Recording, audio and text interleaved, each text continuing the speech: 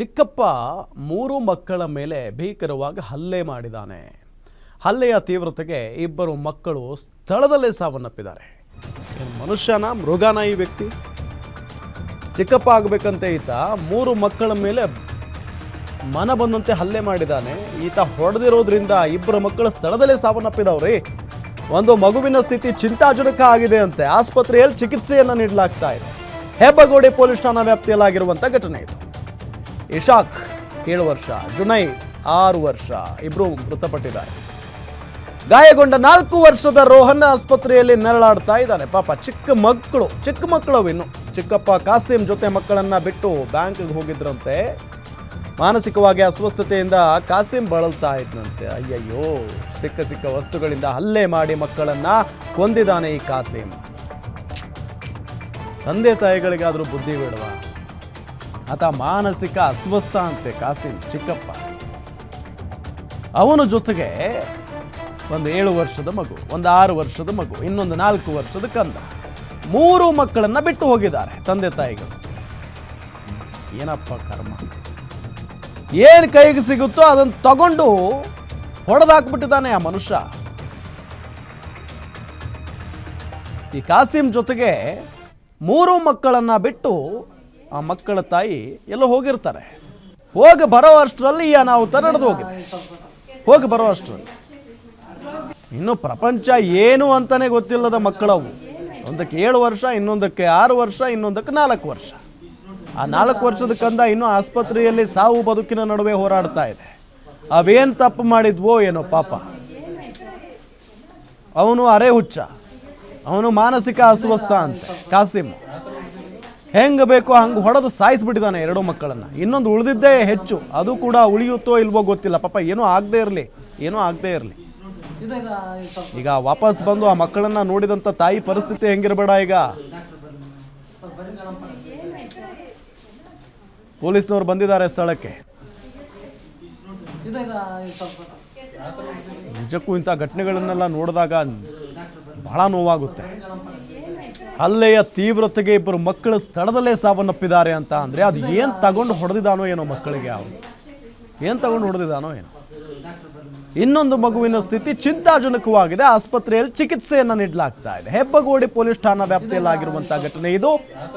ಇಶಾಕ್, ಜುನೈದ್ ಈ ಇಬ್ರು ಮಕ್ಕಳು ಸಾವನ್ನಪ್ಪಿದ್ದಾರೆ. ಇಶಾಕ್ಗೆ 7 ವರ್ಷ ವಯಸ್ಸು, ಜುನೈದ್ಗೆ 6 ವರ್ಷ ವಯಸ್ಸು.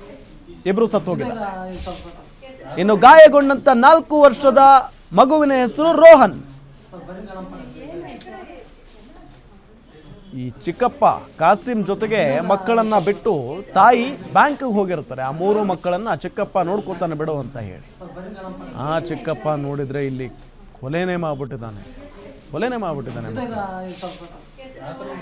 ಮಾನಸಿಕವಾಗಿ ಅಸ್ವಸ್ಥತೆಯಿಂದ ಬಳಲ್ತಾ ಇದ್ದಂತೆ ಈ ಕಾಸಿಂ. ಡೀಟೇಲ್ಸ್ ಕೊಡ್ತಾರೆ ನಮ್ಮ senior crime reporter Ajay Kumar ಸಂಪರ್ಕದಲ್ಲಿದ್ದಾರೆ. ಅಜಯ್ ಕುಮಾರ್, ನಿಜಕ್ಕೂ ಬಹಳ ದುರ್ದೈವ ಇದು, ನೋವಿನ ಸಂಗತಿ. ಆ ವ್ಯಕ್ತಿ ಯಾಕೆ ಈ ರೀತಿಯಾಗಿ ಮಾಡ್ದ ಅನ್ನೋದ್ರ ಬಗ್ಗೆ ಮಾಹಿತಿ ಇದೆಯಾ? ಖಂಡಿತವಾಗ್ಲೂ ರಾಮ್, ಈಗಾಗ್ಲೇ ಏನು ಪೊಲೀಸರು ಕೂಡ ಸ್ಥಳಕ್ಕೆ ಭೇಟಿಯನ್ನ ಕೊಟ್ಟಿದ್ದಾರೆ. ಈಗಾಗ್ಲೇ ಅಲ್ಲಿರುವಂತವ್ರನ್ನು ಕೂಡ ಈಗಾಗ್ಲೇ ಏನು ಕೆಲವೊಂದು ಪ್ರಶ್ನೆಗಳನ್ನು ಕೂಡ ಕೇಳ್ತಾ ಇರುವಂತದ್ದು ಘಟನೆ ಬಗ್ಗೆ. ಇನ್ನು ಈ ಕಾಸಿಂ ಏನಿದ್ದಾನೆ ಏನು ಮಾನಸಿಕವಾಗಿ ಸ್ವಲ್ಪ ಅಸ್ವಸ್ಥನಾಗಿದ್ದ ಅನ್ನೋ ಒಂದು ವಿಚಾರಗಳು ಕೂಡ ಈಗಾಗ್ಲೇ ಮೇಲ್ನೋಟಕ್ಕೆ ಮತ್ತೆ ಪ್ರಾಥಮಿಕ ತನಿಖೆಯಲ್ಲೂ ಕೂಡ ಗೊತ್ತಾಗಿರುವಂತದ್ದು.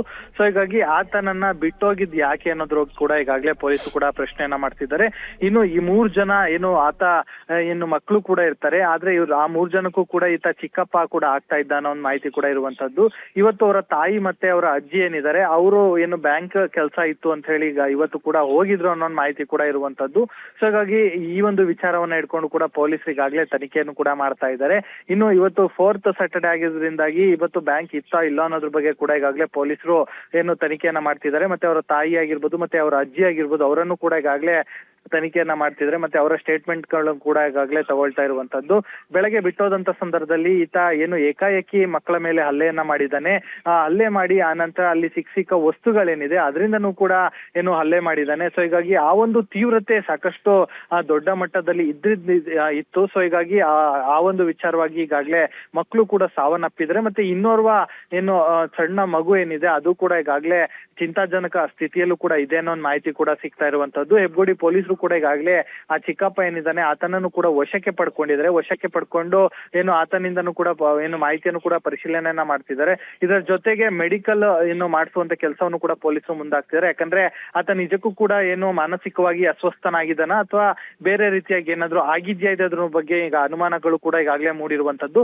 ಸೊ ಹಾಗಾಗಿ ಎಲ್ಲಾ ವಿಚಾರಗಳನ್ನು ಕೂಡ ಈಗಾಗಲೇ ಪೊಲೀಸರು ಆಲಿಸ್ತಾ ಇದ್ದಾರೆ. ಇನ್ನು ತನಿಖೆಯನ್ನು ಕೂಡ ಈಗಾಗಲೇ ಸಾಗಿಸ್ತಾ ಇರುವಂತದ್ದು. ಇದರ ಜೊತೆಗೆ FIR ಕೂಡ ಮಾಡುವಂತ ಎಲ್ಲಾ ಸಾಧ್ಯತೆಗಳು ಕೂಡ ಹೆಚ್ಚಾಗಿದ್ದು, ಅದರಲ್ಲಿ ಯಾವ ಪ್ರಮುಖ ಅಂಶಗಳನ್ನ ಸೇರಿಸಬೇಕು ಅನ್ನೋದ್ರ ಬಗ್ಗೆ ಕೂಡ ಈಗಾಗಲೇ ಹಿರಿಯ ಅಧಿಕಾರಿಗಳ ಜೊತೆ ಕೂಡ ಈಗಾಗಲೇ ಏನು ಹೆಬ್ಬಗೋಡಿ ಪೊಲೀಸರು ಕೂಡ ಈಗಾಗಲೇ ಚರ್ಚೆಯನ್ನು ಕೂಡ ಮಾಡಿರುವಂತದ್ದು. ಒಟ್ಟಿನಲ್ಲಿ ನಿಜಕ್ಕೂ ಕೂಡ ಈ ಒಂದು ಘಟನೆ ಏನಿದೆ ಇದು ಸಾಕಷ್ಟು ಒಂದ್ ರೀತಿ ಏನು ಆಕ್ರೋಶಕ್ಕೆ ಕೂಡ ಕಾರಣ ಆಗ್ತಿರುವಂತದ್ದು. ಸೊ ಹೀಗಾಗಿ ಅಲ್ಲೂ ಕೂಡ ಎಲ್ಲರೂ ಏನು ಮನೆ ಬಳಿನೂ ಕೂಡ ಈಗಾಗಲೇ ಪೊಲೀಸ್ ಪ್ರೊಟೆಕ್ಷನ್ ಕೂಡ ಸದ್ಯ ಕೊಡ್ಲಾಗಿದೆ ಅನ್ನೋ ಮಾಹಿತಿ ಸದ್ಯ ಇರುವಂತದ್ದು. ರಾಮ್, ಓಕೆ ಥ್ಯಾಂಕ್ ಯು ತಮ್ಮೆಲ್ಲ ಮಾಹಿತಿಗಾಗಿ.